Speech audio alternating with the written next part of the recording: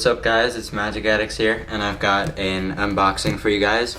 This is from Theory11.com, and these are their new decks that they released. The Charity Water decks and the Bicycle Steampunk decks. So let's open it up. So we've got it open now. At the top we have the packing slip right here. And underneath all this paper are the decks. So you can see the decks there. We'll dump them out.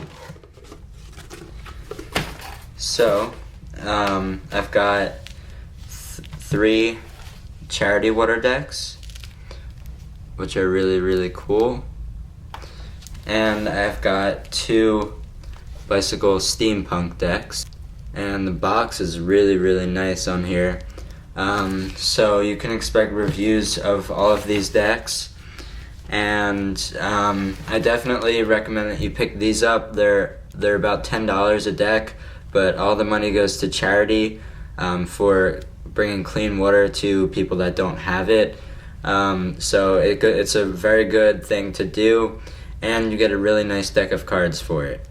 So I really strongly recommend that you buy these.